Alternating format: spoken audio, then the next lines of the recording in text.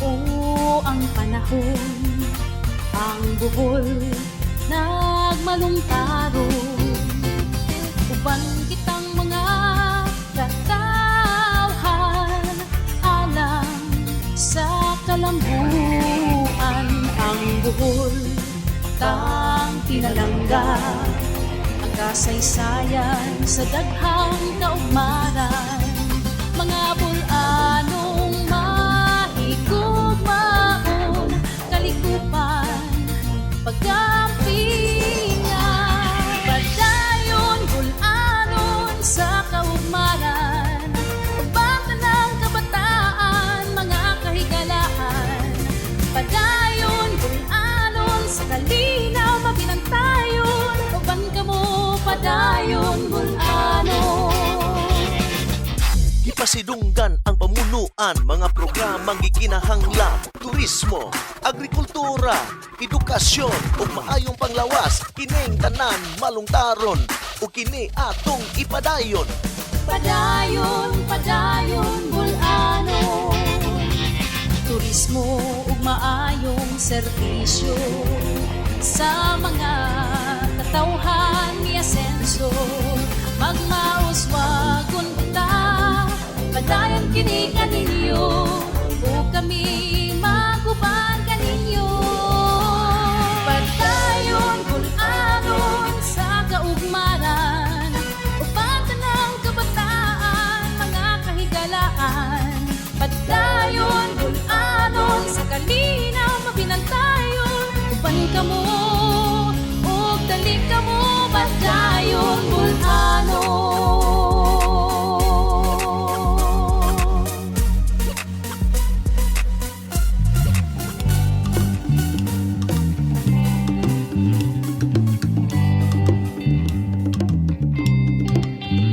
Hey!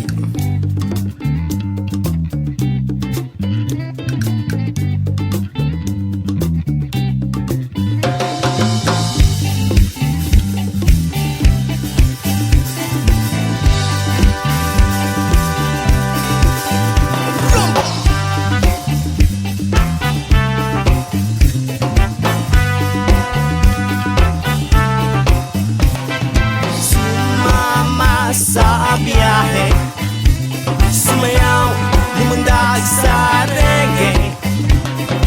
Gusto mo bang sumama? Sa Bohol, tayo ay magsaya. Sumama sa biyahe, sumayaw, lumundag sa reggae. Gusto mo bang sumama? Sa Bohol, tayo ay magsaya. Ihanda ang maleta, tinidor at saka kutsahara, plato, platito at kutsilyo. Huwag kalimutan ang kanin mo, baka ikaw ay mapasubo, bigla sumakit ang ulcer mo. Sumama sa biyahe, sumayaw, lumundag sa reggae. Gusto mo bang sumama? Sa Bohol, tayo ay magsaya. Chocolate Hills ang unang ruta, dito makakaasa ka. Ukay gandang pagmasdan, di mo siya makalimutan. Manitares inyong tupasin, ang sarap ng sariwang hangin. Doon sa punong maramdaman, ang lamig ng kapaligiran. Hey!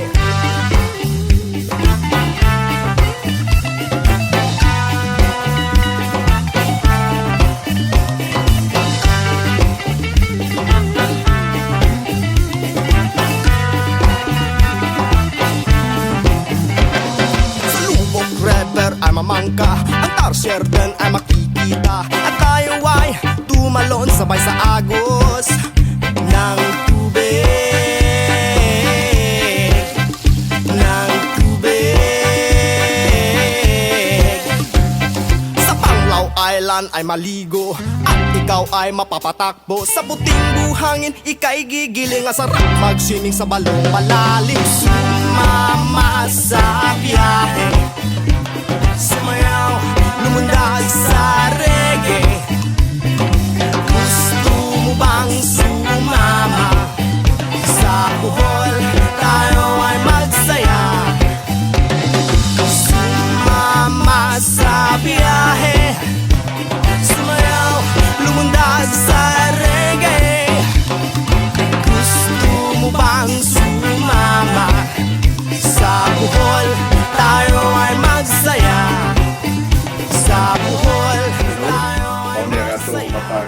buwan nga kalihukan sa Meet the Press. Mabati sa DYRD, AM sa DYTR, o sa uban pa mga istasyonan sa radyo sa Bohol. Apil na ang cable TV dito sa Dakbayan sa Tagbilaran. So, aniya ang atong mga kauban usab sa DYRD o sa DYTR o niya po ang atong mga directors, mga board of directors, atong mga guest karon mahigala. Dako kayo na itong Garbo, nga niya ang atong regional director sa DOT, o kining nindot kayo na dapit, no? A very beautiful place here in Panglao.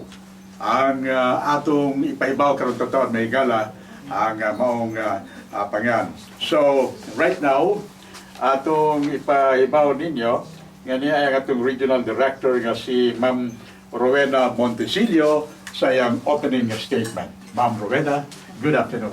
Good afternoon, may hapon kanatong tanan. Well, actually, naami karon sa usa ka isla as mentioned earlier by Fred. Located in Barangay Lourdes. This is included Panglao. Panglao Island. Okay. Poblasyon. Unya karon ang atong tuyo nga makita nato kay kani this is my first time to visit, and I am very happy to see the owner, Mr.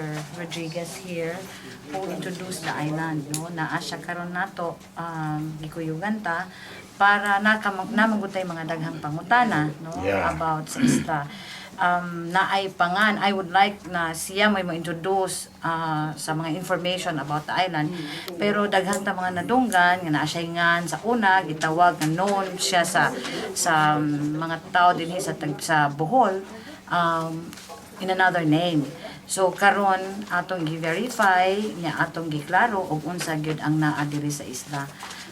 Siguro later on may bawaan nato unsa. Sa imong official nga or personal nimo nga paglantaw ini regional director, talagsaon mo guni, this should be a tourist attraction for the province of Bohol. So in your own opinion, ma'am, unsa kay ikasulti nimo na ini nga almost every places sa mga gamay nga isla doon natay mga istatwa no sa atong relihiyon. So in your part. Well, actually, pag-ari pa lang, no, sa Kamubo sa yung distansya sa mainland, ningon jud ko nga, number one, accessible siya. No? Number two, karon nga nakita na kong isla, pag-dak pa lang, nakaingon na jud ko nga, nindot gud siya nga lugar. Daghan tag pangutana, no? Sandbar ba siya, isla ba gud siya, no? So, na-verify na to na, ako on my part, no, my personal opinion, and I think since kami mo trabaho pod mi og product development, mo assess pod ta og mga produkto sa turismo, makaingon gid ta nga this is one new product nga pwede natong ma-promote sa atong mga turista. I see. Okay, we have Chita Vizara sa DYRD Bohol Chronicle. That's it. May hamon, Director. May Chit, hapon, may Mr. hapon. Rodriguez. Ma'am, after having seen this place as the regional director of the Department of Tourism, how would you position this in the tourist programs at DOT? Would it be a pilgrimage center, or how would you were talking about the finished product, how would you market this? Yes, well, right now, Mr. Rodriguez is not yet done, no? Although naka-mention naman siya sa iyahang plano, no? Of course, the island is actually parang offering niya, no? Kay Saint Pio. Pero syempre, that is part of the religious market. They can come, very accessible, very safe. Pagkatapos, they can, after the development, construction of the chapel and the museum, that will be particularly for that kind of market. But you cannot set aside that the island is very beautiful, and so people will come just to enjoy the island as well. And so I'm just happy that Mr. Rodriguez has put in place his rules and regulation on the island, because that is one particular parang concern, no? Because we want to protect the island, and we are happy that we are getting the cooperation of Mr. Rodriguez. Mr. Rodriguez, how would you balance the, this is, you're promoting this because of the miracle that you say you were given Yes. to Padre Pio. So how would you balance this with the normal tourist activity in this island? Well, there are different kinds of tourists, I notice. Some, especially the people from Bohol, they come here to meditate, to pray. And then just to sit down, talk as a family under the trees, gano'n. Relaxes. And then they leave. But there are tourists that they pray for a while and then they enjoy the beach the whole day. So it's different kinds. But everybody is welcome. Some they just come here to enjoy. Yung iba picture taking. We receive guests na they ask permission, can we have some shooting for magazines? Mga models, they come here. So I always allow them, okay, you can do it, but please don't take pictures beside the saints, beside the statues. Take picture all over the place. Wag lang yung santo, they're not part of your mga publicity. So ganun lang. Do you have a dress code here, sir? None. But when we open the chapel, if they will go in, babalutan lang sila ng malong. As a respect. Thank you, Chick, from DYTR. Dong, Sindoy Gingging. Thank you, Dong. Good afternoon, si Director. Mr. Rodriguez, how do you sustain the operation dito sa island mo, Mr. Rodriguez? Dahil alam natin na libre lahat. Yes. So, paano masustain natin yung operation na lalo-lalo na meron kayong sariling generator? Yes, sir. Well, the sustenance of the operation, we don't worry about that too much because the Philippine Center gives us also a budget for the overhead. The main office gives us a budget. And to me, my family answers for the balance. And if we cannot get the overhead for the year, for the month, when I get back to Manila, I call for a special board meeting. There are 12 directors, 2 priests, so we don't include the 2 priests. So, okay, we are lacking 100,000 or 150,000 this month. So, my usual decision is divided by 10. Issue your checks. So, we all issue our checks. Wala nang kulang. So, we are just lessening the losses from their donation. But their donation naman, a bulk of it goes to the church. That is what we promise on Agustin Church. So, ano ito, Director, kini dili niya related rin sa Isla akong pangutana regarding ni sa pagkaroon na di maginato malalis nga ang Bohol daghan sa mga turista ang mga nitini. Ito nakita, Director, nga doon ay daghang mga turistang langyaw, labi na mga batanon, nga mangabang bitaw og motor. O niya, nga akong ikadloka na ni, kung kini sila, doon na ba ni sila yung lisensya?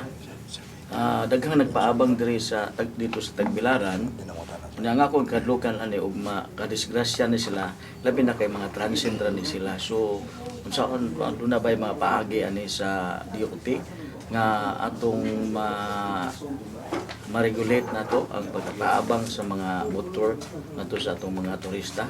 Nung sa akong paghibaw, kita ang negosyo naman gid nato no sa not only in Bohol, actually it happens everywhere in the country. Sa akong nahibawan, there are documents na kinahanglan nila i-submit sa mga nagpaabang naman yung mga requirement just to make sure nga they are allowed to drive, number 1, no? Naman yung mga lisensya siguro nga dapat nila isabit. Gawas pa sa ilahang valid, kanang ilang visa, ilang passport. So, bayad sila daan. And of course, kita pod of minaot lagi manawag pod ta sa atong mga kanang nagpaabang sa atong not only sa kanang mga ingon anang klase no, including the legal transports no, na kita kinahanglan gid ta magbantay. Ato gid silang warningan, dili gid ingon nga tungod na lang kay naay mo abang sa atong sakyanan makakwarta ta mo lagi na permi ba. The end of the day, you are if you will evaluate your day no, the whole day, tatanong mo palagi, magkano bang kinita ko? Yan mo palaging tinatanong, And sometimes we should not think of that. If we really want our people na makuanta, unsay nga ana, mas maayo pa ang atong pagkabutang, no? Because of tourism. Wa man ta maingon kay business man gyud ang tourism, no? Pero ato pong protektahan ang atong mga turista. I am sure nga naay rule ana para maprotektahan sila. Gawas pa sa atong guidance nga di lang nato sila pahibawon nga atos nang tugutan nga mo hire sa atong mga sakyanan, pero ato pud silang i-guide og asa sila padung unsay rules sa pagpadagan diri sa tuas tong mga area. Kay there are certain areas, for example nga dapat may bound turista o mga bang sila nga kanira bang area not in Cebu no and Bohol na mga area nga very specific nga 30 kuan lang kilometers per hour, dapat kibaw sila ana no, kay kun dili madakpan po sila, so kita na po'y ma-blame, di ba? So dapat all of this you only think of what you can make the money no that you can make out of it. It is actually guiding as well the tourists to protect them as well. So kini pong lain po na po, Director, may tungod kining guidelines bitaw sa DOT, kining pagkuha na pagpagkisa sa mga ban for hire o sa kondiha. So di ba kani mahitabo gumikan aning guidelines nga atong gihatag nga after pun usa ka ban for hire or unsa ba na after 15 years ang ilang operation, dili na ma-renew ang ilang franchise. So di ba kani makaingon makadaghan lang atong kolorom anin, Director? Dili man kay kung makaingon man kung ka nga 15 years ka na nagamit anang secondhand, by that time na kay income nga hinahinayan pod nimo og di ba naman pare-pareha sa imong kuan ang imong age sa year model sa imong secondhand, no? So maghinahinay ka invest, hinahinay ka og set aside para imo pong ma-upgrade ang imong secondhand, no? Dili man kay sige lang kagkuan niya di pug ka mohatag og kanang investment pod. So, Dok, thank you, Director. Salamat kayo. Kini nga itong Meet the Press, ubos ni sa pagpasiyog na sa Bohol Tri-Media Association, kansang presidente si Peter De Resco, inabagan usab sa Bohol Association of Hotel and Restaurants kon Bar, din sa atong lalawigan sa Bohol. Gikan sa atong kauban sa media, director gyapon sa Bohol Tri-Media, si Jun Gutierrez. Jun? Yes, daghang salamat kay Sir Fred. Mayang hapon Director. Mayang hapon, Jun. Tusilio, mayang hapon Sir Rodriguez. Nga ko lang ko amam kay regional. Masayot nga pila na ka mga porsyento o nakakuha nga average sa to mga bisita nga mga tourist arrival diri sa Philippines. Kaya nga tong kuta ni whole year is 10 million. Sa ato ang whole year ma'am kakuha pa ta. Actually, ang atong target sa Philippines mo nag-ingon nga 10 million foreign tourists na sa June. So target na for the whole Philippines, no. Ang atong latest data sa atong region is we have exceeded the target nato, no. Naabot ta og more than 4 million. Na-reach na ta og 4 million for this for the year 2014. Nag-increase ta og something like 15% compared to the period of 2013. So, what we're saying is that, if we have good collection, there are problems, there are challenges sa pagkolekta sa ato ang mga information of tourist arrival. But I should say that I would like to congratulate and thank the local government units, including the tourism officers, no, especially in Bohol, because it was very challenging for a certain period. But as I've said and I've reported to the governor, that we were happy that since August, the start of August up to December, and with that positive no, from the month of August ato nang total for the year 2014 nag-positive na gid ang Bohol. So we're thinking and we are looking forward na ang cooperation and support sa atong local government, and not only that, ang atong mga accommodation establishments kay sinaman ang muhatag sa atong report, no, sa gobyerno, manghinaot may nga magpadayon sila sa nga pagsuporta nato para gid mapakita nato nga we can already declare, and although we have already declared, and the tourism secretary no less has mentioned that when it comes to tourism, Bohol is back. Sa alam ma'am, ang kaning bayan sa Lunsosag na anda ma'am, sayo man ta nga murag mo improve sa inyong department sa tabang ani ma'am kabayan ning mudak ko ang tour sa Reba sa anda. Well, sa akong pagtan-aw man kun no, usa na to nga ma-report ana bahin sa anda. We do recognize the importance of anda, although na siya a little challenge because it is quite far from Tagbilaran, the usual area where the tourists are, and then Panglao ang ato ang area, no. Medyo layo-layo siya, pero makita man pod siguro sa mga taga-anda ang suporta sa Department of Tourism o sa DPWH.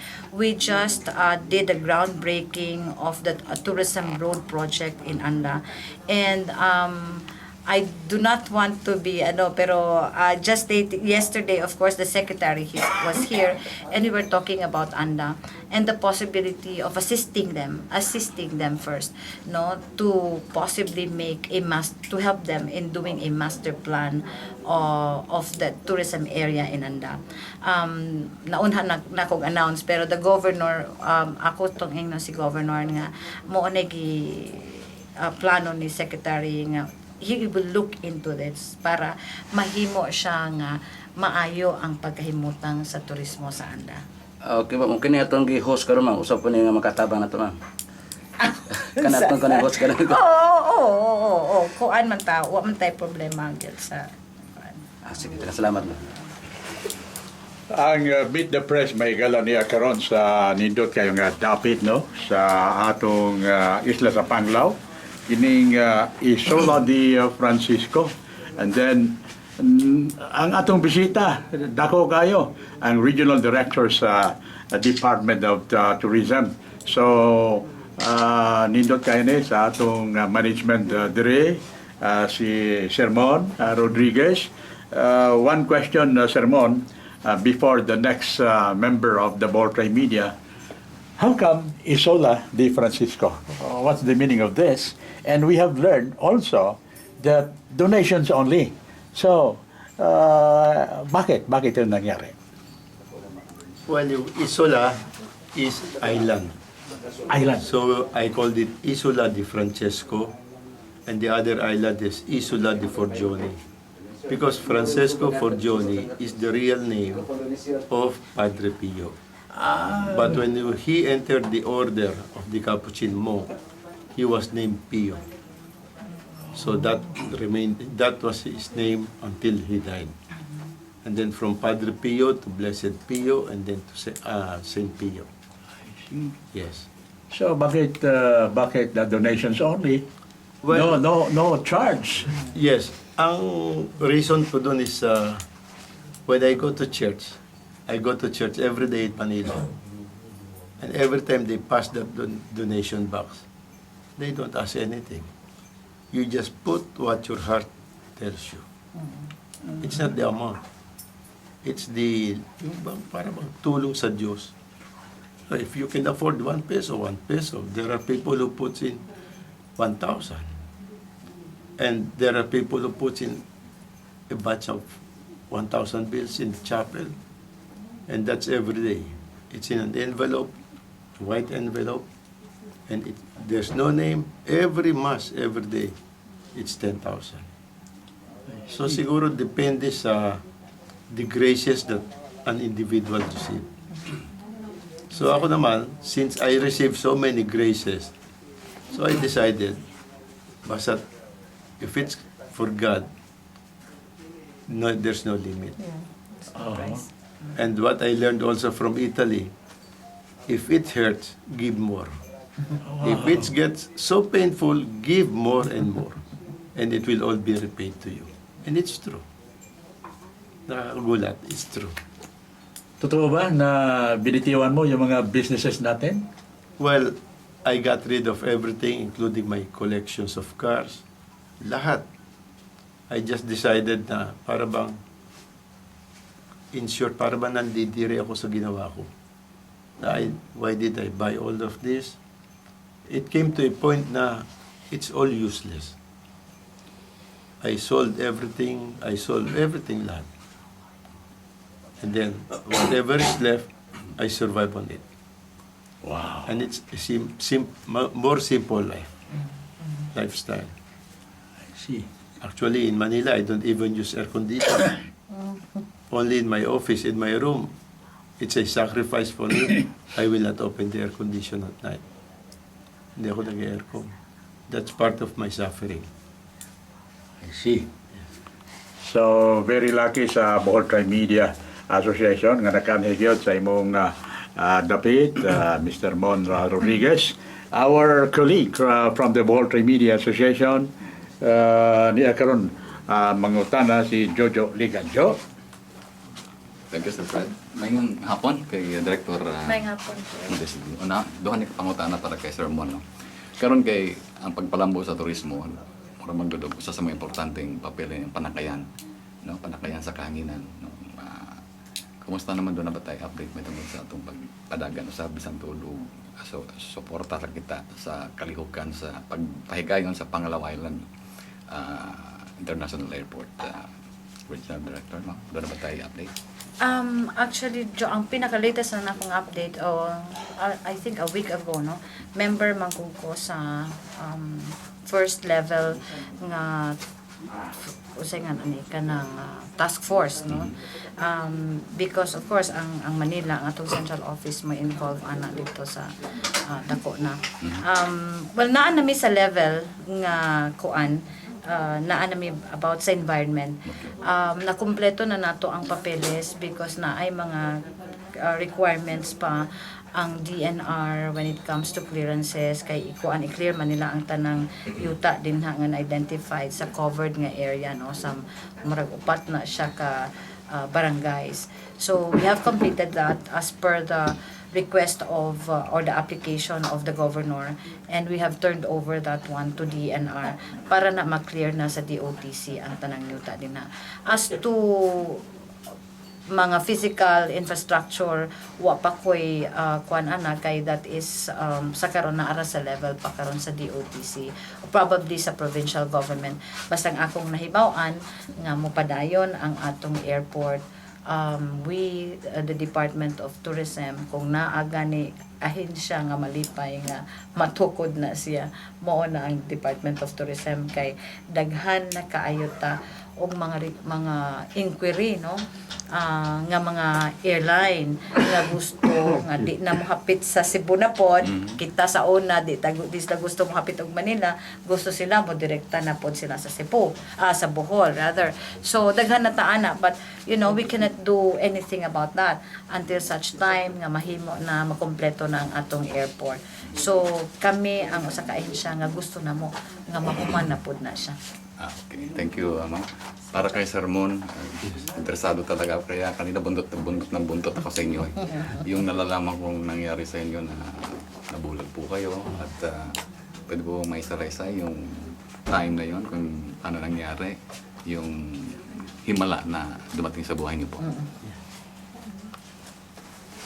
Well, to start with, my life was very colorful. Technicolor talaga. Everything is in me. And it came to a point na para bang I believe in myself. I'm not a very bright boy student before, pero everything I do, I became very successful. My father used to be a contractor of Ayala, Ortigas, the Tuason family. I also put up my own construction company. Pero as a subcontractor lang with my father. And then, it came to a point na I was called once by Paquito Ortigas and said, Ramon, your father is getting old. Can you do a bridge? Well, I was shocked. Sabi kong ganon, yes, Don Paquito. Okay? Here's the plan. Do it for us. So I got so scared. He gave me the plan. He likes me to do a bridge. I've never done a bridge. So I went to my father and I said, Pa, huwag kang magalit. But I got this contract ahead of you. Okay.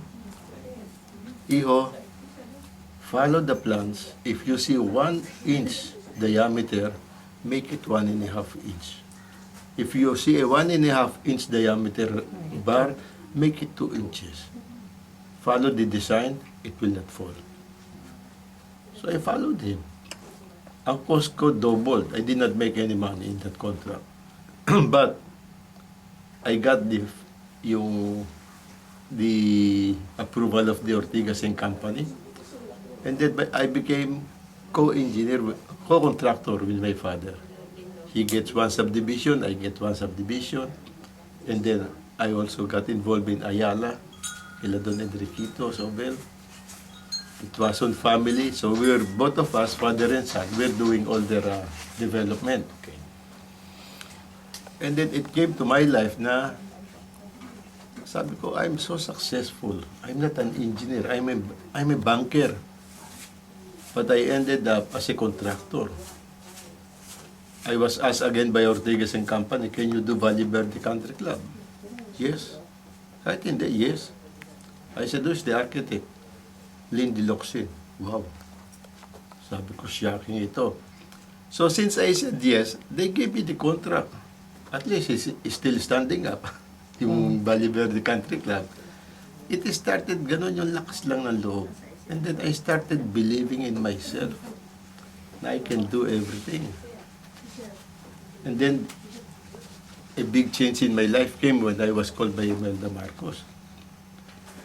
Imelda Marcos told me, the office told me, Imelda likes to meet me tonight at 10 o'clock. I said, where? Sabi niya, Tropical Hut, corner Ortigas, and the EDSA. Ito sa may Poveda Center before. Tropical Hut. So sabi ko, why will the First Lady meet me there? So anyway, I got another call, be sure to be there at 10 o'clock. So I went there at 10 o'clock. And she arrived 2:30 in the morning. So when I approached the van, the tourist bus, I introduced myself. Sabi niya, I know you, Ramon. I know all about you. That's why I called you here. I know you're always on time with your contract. I'm looking for somebody who can do it for me. From where you are standing, remove all the island of EDSA, widen it from Ortigas Avenue all the way to before Araneta Coliseum, before Cubao. I like it done in 30 days. So I said, yes, ma'am. I did it 26 days. I turned it over to her. She went for an inspection again at 2 o'clock in the morning. And then sabi niya sa akin, yan ang gusto ko. So what Don Paquito and what Don Enriquito Sobel told me is true. So now I like you to start from where you stop, all the way to Caloocan and back to where you will connect. And then do it again in 30 days. I did it again in 26 days. Then she called me, nagtataka siya, how was I able to do it? Sabi ko, ma'am, well, I have good connections also with the suppliers, so I have no problem. Okay. So start again from Teresiana, go all the way until Rojas Boulevard, and then back to Teresiana, the whole of EDSA. But this time I like it also 30 days. Can you do it? Yes, ma'am. I did it again. Basta ako siya 30 days, ako 26 days. I turn it over. And then, sabi niya, okay, Ramon, I like you to do the Quezon City Rotonda all the way to Batasan Pambansa, all the way to Coma. I like it done before July 7 because si Presidente mag-State of the Nation. I like him to pass on that new road, Marcos Highway. Okay, ma'am, I will do it in 26 days. No, make it 30 days. No, 26. Nagbibiruan na kami. I finish it in 26 days. Ako naman, I was so excited to see Marcos. I haven't seen him. So I made a place there and nilinis ko para kita ko yung view pag sa daan niya. And the president went by helicopter. Yung pala, the highway I did was only a decoy. But it's finished now. It's now known as Commonwealth Avenue. Yes. At tapos John, she called me again for the arrival of Pope John Paul II. Sabi niya sa akin, I like you to do South Superhighway from the airport all the way to Malacanang. I like you to cover all the squatter area. Ayoko makita ni Pope. Put a fence na mataas para hindi makita. It's an eyesore. Sabi ko, ma'am, inspectionin ko muna. I went on an inspection trip and hindi ko na sinabi sa kanya. Hindi ko sinunod. Ang nasa ulo ko is, there will be a fire. Mamamatay lahat. I will enclose them, a railroad track. So what I did on my own, I put arcs. Nilagyan ko ng mga bricks, may mga flower pot, maganda dekorasyon. And then I told her, na ganito ginawa ko, I told you, Ramon, I like it covered. Ma'am, baka magkasunog, mamatay mga tao. Pero ginandahan ko naman yung mga arko, mukhang Spanish style, meron pa mga flowers. Ako nang bahala lahat doon. Pumayag siya. And can you imagine, when the Pope left, the whole San Andres bukid got burned. And if without those gates, ang daming namatay. So I became close to them, including the visit of the Pope. Nagulat ako, I was there. I was invited. And then the problem was, how do I collect? So I went to Imelda, I told her, Ma'am, how can I collect my work? Ang sabi niya, hindi ka pa ba nakakasingil? Ma'am, how can I collect? I don't have any contract. It's only memo pad from you. Ilang projects na yung ginawa mo, hindi ka pa sumisingil? Wala po, ma'am. So gumawa siya ng note kay Minister Hipolito. Nagpunta ako sa Public Works that time. Pagdating ko kay Hipolito, sabi ko, Jess, may sulat ako galing kay ma'am. Alam ko na tinawag sa akin yan. Alam mo, ikaw ang ninyo bonito niya ngayon. Sabi ko, oo nga, pero paano ko gagawin to? Sisingil ako. Wala akong kontrata. Alam ko, wala kang contract. Gawa ka ng gawa. Get your cost. May listahan ka ng costing. Yes, I have a costing. Add 17% at Ramon, wala kang bibigyan kahit sino. You have 17% markup. So ginawa ko lahat ng proposal, ginawa ko yung aking billing, lahat. I was paid all in one day. From 10 o'clock in the morning up to 12 o'clock midnight, nasa public course ako, waiting for all the checks. Pirma ako ng pirma. Lahat ng check it's 500,000 para si Hipolito lang ang pipirma. Ganun pala yun. So I got all my checks in one day. And yung hawak ko na yung check, goodbye, tapos. That was how lucky I was. So ewan ko, yumabang ako eh. Nag-change ang lifestyle ko, nagkaroon ng girlfriend, very colorful, lahat. Everything I do is successful. Until yung successful na, my wife told me, magsimba tayo. Hindi na tayo nagsisimba. Kako kayo na lang magsimba, mag-hunting ako. Dahil yung Valle Verde 5, I just signed the contract of Valle Verde 5. Uumpisahan ko ngayon. So I will go hunting dahil maraming ibon, dahil puputulin yung puno. Hindi kami nagsimba. I told them, kayo na lang magsimba. Pag tayo magsisimba, I will drive you and the kids. Bababa kayo, paparada ako, simbahan sa atin, walang parking lot. By the time makaparada ako, tapos na misa, kaya ako makakaparada. Then sasakay lang kayo, uwi na tayo. Driver lang ako, kayo lang magsimba. I went through with my plan. That whole day, walang ibon lahat. Not even one. Then sabi ko, 5 o'clock na, wala pang ibon. Sabi ko, uwi ako walang ibon. I really don't know why I look up. Lord, bigyan mo naman ako kahit isang ibon na mabarit para may maiaway ako sa asawa ko. Just like that. A white bird flew in front of my car, yung Range Rover ko. Malaking ibon, puti. Dire-diretso lang siya lumayo, tumaas. Sabi ko, sigurado ko babalik ito. So I waited again. Past 5 na, magpa 5:30 na. Tingin ako ulit, Lord, pabalikin mo naman yung ibon. The bird came back. Dire-diretso. Sabi ko, akin na itong ibon na to. By 5:45 na, wala pa. Lord, please, pabalikin mo yung ibon. The bird went back and landed beside me. Doon sa pintuan ng sasakyan ko. Tinitignan ko siyang ganun. Sabi kong gandang ibon, it's all white. Yung legs niya, light pink. Kumikintab siya. Parang silver. Sabi ko, ang laking kalapati nito. Ang kalapati man, di ba ganun? Ay, pareho yung mga nandito. This one was about this tall. Pero kalapati. So sabi ko, ang ganda-ganda nito, nakakaawang barilin. Pinanood ko lang.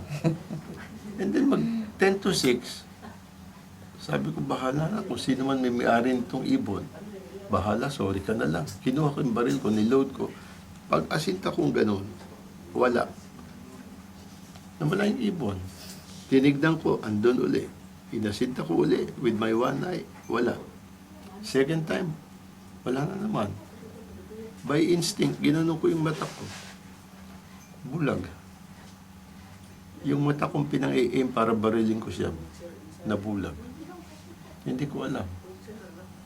So I went home lang. Hindi ko sinabi sa wife ko. Basta di ako kumibo. The next morning, punta ako sa doktor. Check up. Sabi sa akin yung doktor, Sir, iba talaga, swerte mo talaga. Napakaswerte mong tao, hindi lang sa pera, sa trabaho, sa babae, sa lahat. Napakaswerte mo, buhay ka pa. Sabi ko, anong connection yun? Ang BP mo 230 over 110. Eh kahapon pa yan, bulag ka. Ang swerte mo, nagputok lahat ng veins mo sa right eye. Hindi yung sa main artery. So, ang swerte mo talaga. Tapos sabi niya, bibigyan na lang kitang gamot. Tingnan natin kung mag-iiba. Pero very strong ito. Take 1 tablet a day lang. So I started with 1 tablet a day. Check up ulit. Bulag pa rin. Sabi niya, we'll make it 2 tablets. So to make it short, I was taking that for more than 3.5 years. 3.5 years, it was already 6 tablets a day. I got used to it, nabulag ako. Nobody knows I'm blind. Then gumagalaw naman eh. Walang nakakaalam. Until, by accident lang, meron akong ka-eskwela high school days. Elementary up to college, classmate kami dalawa. Ang pangalan niya, Jesus. And I always call him, hindi Jesus, Jesus. Jesus. Katabi ko eh. Seatmate ko eh. So tawag ko sa kanya, Jesus. We had coffee in my house and then sabi niya yung pauwi siya. Pare sabi niya, ako na nag-take over sa'yo sa group natin sa Litran. Dahil hindi ka na umaattend. Kahit na yung alumni mass natin once a month, hindi ka umaattend. Homecoming, hindi ka umaattend. Naging successful ka lang, nakalimutan mo na kami. It's all work, work, work for you. Pera, pera, pera, sabi pa niya. Kaya ka yan, hindi sakit yan. Pinarusahan ka ng Diyos because you turned your back to Him. Nag-iba ka naman, yung yumaman ka. I felt so bad na hindi ko naman makuhang magalit. Sinabi ko na, oh, totoo yun. Tapos kumuha lang siya ng bulsa. Eto, ano binabasahin mo? Ako naman yung mamparawan ng saman loob. O sige, lagay ko na sa bulsa ko. Naghiwalay kami yung gabi pag uwi ko. Yung alisin ko yung sigarilyo ko. Pag ganyan ko sa night table, andun yung novena. Tinitignan ko, kinuha ko.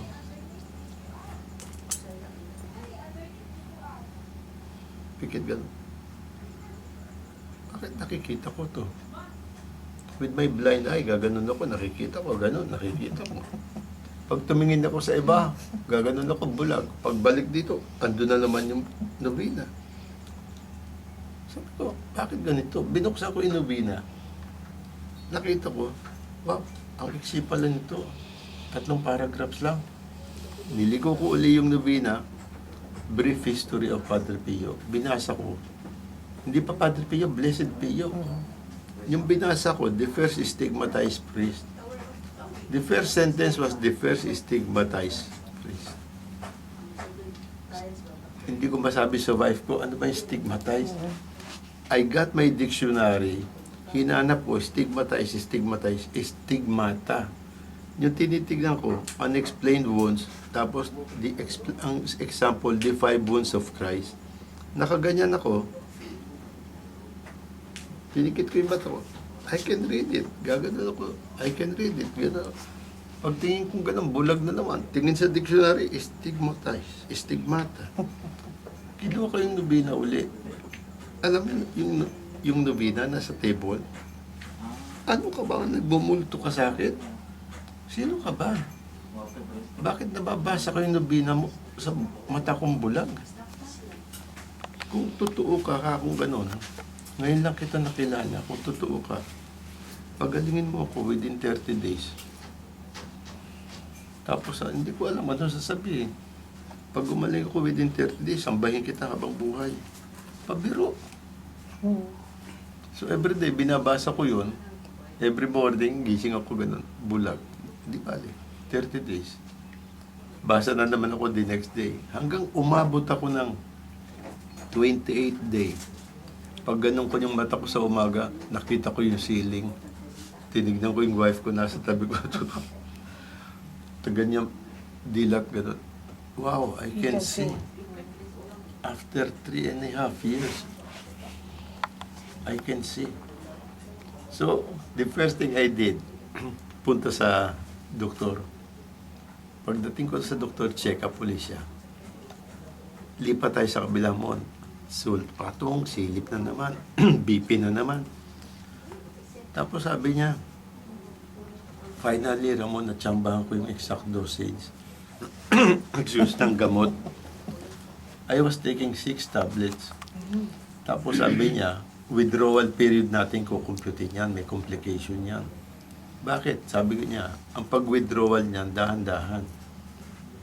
Sabi ko, bakit dahan-dahan? Di ba pwedeng tuloy-tuloy na lang para matapos? Hindi pwede dahil I kept it secret sa'yo. I'm giving you prednisone, which is steroids. Nagtataka kami, dito sa clinic natin sa office, bakit 6 tablets na? Nagagalit ka pa minsan, mahal-mahal, chichikin lahat ng organs mo. Ang organs mo, normal. Overdose ka ng steroid. Hindi umi-epekto sa'yo. 6 tablets a day, hindi umi-epekto. Hindi ka pa nag-moon face. Sabi ko, ano yung moon face? Yung bibilog yung mukha mo, parang hopya. Eh ako sa galit ko, bakit ganun din yung sinasabi sa akin? In-experimento ka na lang namin, sir. Pero finally, after 3.5 years, natsambahan natin yung exact dosage. So continue to, tuturuan ka namin magbawas-bawas. Eh ako naman, kaysa magaling na ako. Pinabayaan ko na. Umuwi ako sa bahay, kinuha ko yung nobina. For the first time, hinimas ko yung mukha. Hinalikan ko for the first time. Kahit sa mata, lahat. Sabi ko, Padre Pio, maraming salamat. Hindi na ako bulag. Sumunod ka sa usapan natin. Ipinangako ko sa iyo, susundin ko rin yung pangako ko sa iyo. Sasambahin kita habang buhay. Dasal lang ako ng dasal. Everyday, nagdadasal ako sa kanya. Hanggang na-memorize ko na yung nobina niya. Pero I still don't go to church. I don't go to Mass. I don't pray to Jesus. Ang dinadasal ko lang, Padre Pio, yun ang utang na loob ko. Until one day, bigla na lang, Ma'am, 2005 na ako nagbalik sa simbahan. From 1970. I went back to church 2005. Ito nangyari sa akin. When I was praying one time in my office, nagdadasal ako. Andun yung santo ni Padre Pio. Yung crucifix ni Jesus, gano'n lang kalaki, sa side pa yun. Dito ko sa estatwa niya nagdadasal. Gano'n na nangyari. That day, 2005, nagdadasal ako kay Padre Pio. there was a big heavy hand sa shoulder ko ganun. Nakatayo ako, lumuhod. And then, I heard the voice, from now on you will pray to me. And then my eyes went to the crucifix. Parang ganun. From now on you will pray to me. That was what happened to me. I heard Jesus. From that day on, I learned na through the intercession of St. Pierre. Tuloy-tuloy hanggang ngayon. Ngayon na, hindi ko alam eh. Minsan I can see people, okay, for example, be careful with your boyfriend. Ganun. Minsan nagtataka ko eh. Minsan may hahawak sa kamay ko, oh, don't worry, I'll tell your husband to stop it. Minsan magugulat ako eh. Kaya kahit dito may akong tawagin na sa mga huhula. So that was what brought me to back to God, back to Jesus. Kaya ngayon, dito naman sa island na ngayon, the last project na gagawin ko after all of this will be, I already have it in Manila. I have a 40-footer boat na nagpagawa ako with the 12 apostles there, 7 feet tall lahat. And then with Jesus and Saint Peter sa dagat, saving Saint Peter. Dito ko ilalagay yun. Wow. At saka ma'am, maiba lang tayo bago po. I would like to ask your permission. Dito kasi, nagkakaroon ako ng problema sa mga tourist guide na with DOT, IDs. I told them, pumirma kayo rito, we will call all of you, we will have 3 or 4 day seminar, we will teach you how to be a tourist guide inside. You will use our ID. When you enter, mag-seminar ka, we get your ID, itong gamitin mo. ISLA Di Francesco ID. Eh, walang gusto, nagagalit. We are DOT, approved government. I know, I respect you. But hindi po pwede yan. Bakit daw? So we were there, nakatayo, dalawa sila dyan. O, may kasama kang tourist. Sino yung nakahiga dyan? St. Paul. Hindi, St. Pio. Siya ba yung St. Pio? O, anong pangalan ng tatay niya? Ha? Hindi namin alam. Anong pangalan ng nanay? Kailan pinanganak? Ilang taon na? Bakit siya may sugat sa kamay? Bakit may sugat sa paa? Sa dibdib? These are things that you have to answer. Ngayon, I will respect you. Kung ako magtuturo, kunin kita. Turo mo sa akin yung Chocolate Hills, yung Tertiary, yung Butterfly Farm, lahat yan. Pero if you are here, we cannot honor DOT ID because you have to know who is these people, who are these people. Saan siya nag-aral? So, lagay ako dyan ng kwan. Hopefully, maraming umaten. Dalawa lang umaten. So we only have 2 DOT tourist guide that we allow them here. Pagdating nila, o yung ID nila, hindi na nga sinusuko. Sige, pasok na kayo, kayo lang nakakaintindi. Kilala mo na kasi sila. Sometimes, kung mayroong ibang bisita, sila tinatawagan namin. May bisitang darating daw. O tulungan ninyo. Sige, we will help you on that, Mr. Rodriguez. Yes, thank you. We'll encourage more to Kahit 2 tour days, guides to 3 learn. days lang. Yeah, sure. We will It's talk to simple. them. Birthday, date of death, yun. Mga simple questions. Okay, we'll help you on that. Thank you po. Thank you. Meet the press ba higala, di karon diri sa ISLA Di Francenco sa lungsod sa Panglao. Salamat kayo sa atong guest po nga ni karon gipangunayan kung ani dire sayang nga panapos nga mga pamayag mahigala ang atong DOT Regional Director. Salamat. Akong Usbon, no, and we have found a new tourist site. If of course it is allowed by its owner, no, Mr. Mon Rodriguez, and we are very happy.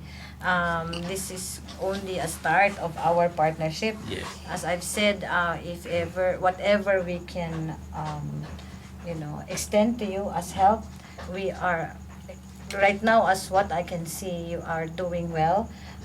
You are helping us keep clean, no? The whole island. Alam namin yun, sir, and we are very happy with what you're doing. So we would like to continue the partnership. I'm thankful to the president of Trimedia Bohol, Mr. Peter De Resco, for bringing me here because this is the first time. And so I'm thankful that I was able to see the island. Maraming salamat po, You're Mr. welcome. Rodriguez. You're very welcome. Thank you.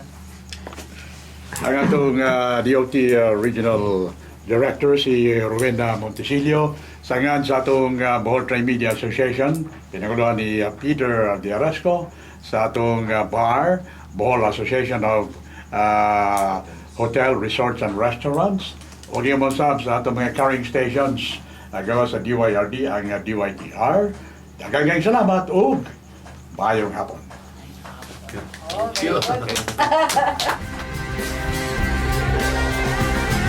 Kini mao ang panahon, ang Bohol nagmalungkaron, uban kitang mga katawhan, alang sa kalambuan. Ang Bohol tang pinalangga, ang kasaysayan sa daghang kaugmaran, mga bulanong mahigugmaon, kalikupan, pagkampingan, padayon bulanon sa kaugmaran, pagbata ng kabataan, mga kahigalaan, padayon bulanon sa kalinaw, mabinantayon, uban kamo padayon bulanon. Ipasidunggan ang pamunuan, mga programang gikinahanglan, turismo, agrikultura, edukasyon ug maayong panglawas, kining tanan malungtaron ug kini atong ipadayon. Padayon bulanon, turismo ug maayong serbisyo sa mga katawhan ni asenso, magmauswagon kita, padayon kini kaninyo, o kami maguban kaninyo. Padayon bulanon sa kaugmaran, uban ng kabataan, mga kahigalaan, padayon bulanon sa kalinaw, mabinantayon, uban kamo, o dali kamo.